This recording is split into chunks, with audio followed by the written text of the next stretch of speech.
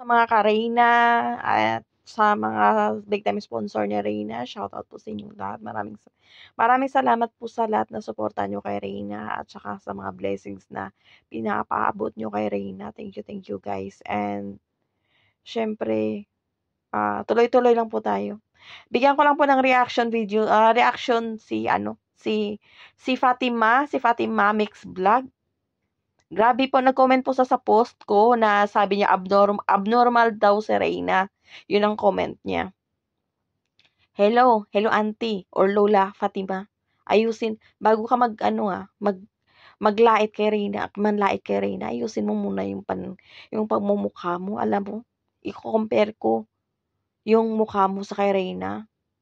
Paa ka lang po ni Reyna, Lula. Huwag kang manlait. Tingnan mo muna yung sarili mo bago ka manlait ng kapwa mo, lalo pa kay Reyna. Nakakaawa ka po. Alam mo, si Reyna marami nagmamahal. Ikaw, may nagmamahal ba sa'yo? Kasi kung may nagmamahal sa'yo, pauwiin ka na lang ng Pilipinas. Huwag ka na patrabahuin. Sa mukha mo na yan, parang hirap ka na.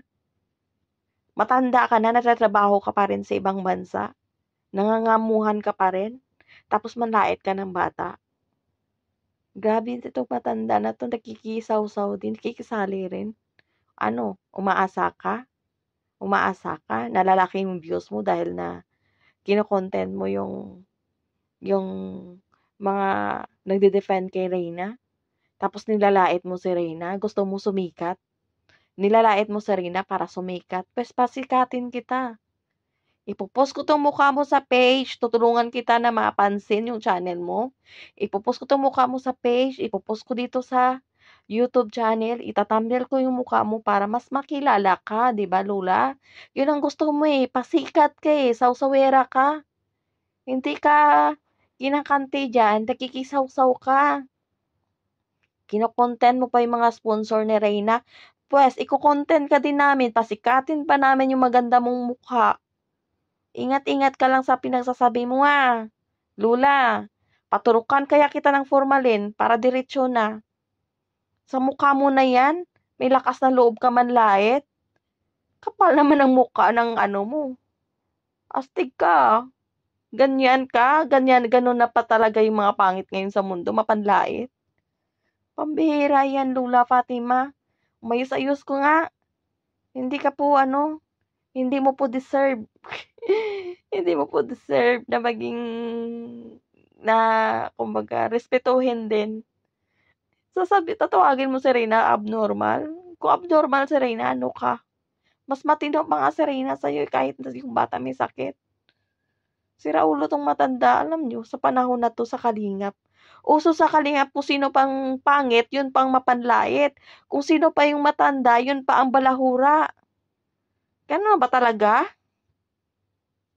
Ayusin mo muna yung mukha mo.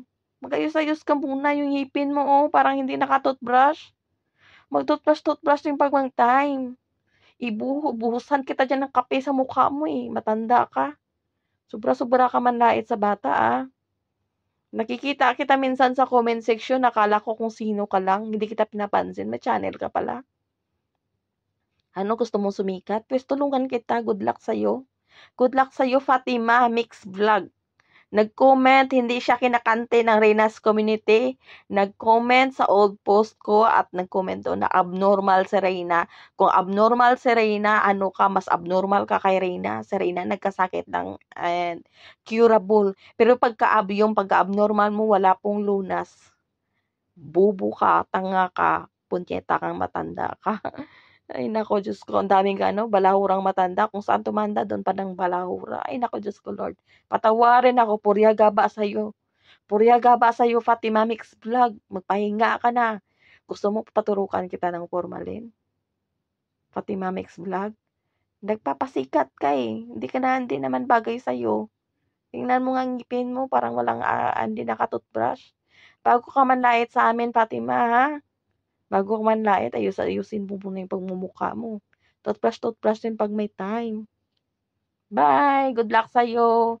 See you next time naman sa next vlog. Ipagpatuloy mo lang yan. Malay mo, mag-viral ka.